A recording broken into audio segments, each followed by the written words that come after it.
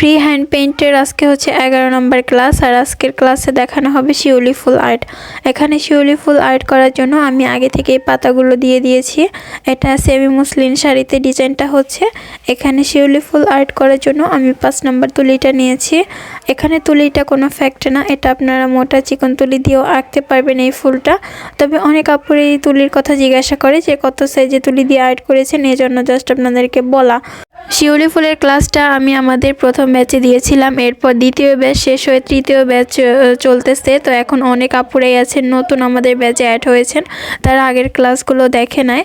এই জন্য অনেকেই রিকোয়েস্ট করেছে যে শিউলি ফুলের ক্লাসটা যেন আবার দিই, এই জন্য হচ্ছে তাদের রিকোয়েস্টে আবার হচ্ছে এই ফুলের ক্লাসটা দিলাম। তো এখানে আপনারা দেখতেই পারতেছেন ফুলগুলো আর্ট করা কিন্তু অনেক সহজ। আর এটা কিন্তু আমি একদম স্পিড বাড়িয়ে দিইনি, আমার নর্মাল যে কাজের স্পিড সেইটাই রেখেছি, যাতে আপনাদের দেখতে সুবিধা হয় যে কীভাবে এই ফুলগুলো আর্ট করা হচ্ছে। এই শিউলি ফুলগুলো কিন্তু আর্ট করা আহামরি কঠিন কিছু না, আপনারা 2-1 বার ট্রাই করলেই হচ্ছে ফুলগুলো আর্ট করতে পারবেন।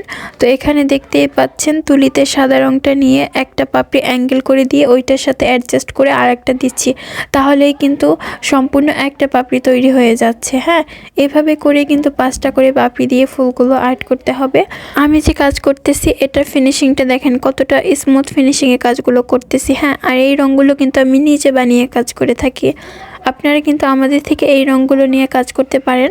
অনেকে বাজার থেকে কিনে এনে রঙ, তারপর হচ্ছে ওগুলো ভালো হয় না, উঠে যায়, এই নিয়ে আমাকে আবার ইনবক্স করে যে আপু এখন কী করতে পারি, আমি তো অনেকগুলো রঙ কিনে ফেলছি, ছড়িয়ে যাচ্ছে, হ্যাঁ ফিনিশিং ভালো আসতেছে না। তো দেখেন আমার কাজের ফিনিশিংগুলো দেখেন, আমি কিন্তু জাস্ট একবার করেই হচ্ছে ফুলগুলো আর্ট করতেছি এবং ফিনিশিং কতটা সুন্দর হচ্ছে। আপনারা চাইলে কিন্তু আমাদের থেকে একদমই কম দামে এই রেডি কালারগুলো কিনে কাজ করতে পারেন। তো এরপর হচ্ছে ফুলগুলো আর্ট করা শেষে আমি ফুলের মাঝে রেণুগুলো দিয়ে দিচ্ছি।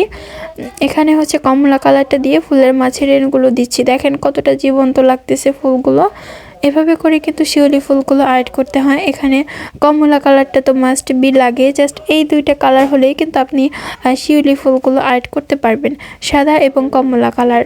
আজকে আমার এই ক্লাসটা দেখানোর পরেও হচ্ছে আমি আশা করি যারা নতুন আছেন একদমই, তারা হচ্ছে এই ফুলগুলো আর্ট করতে পারবেন।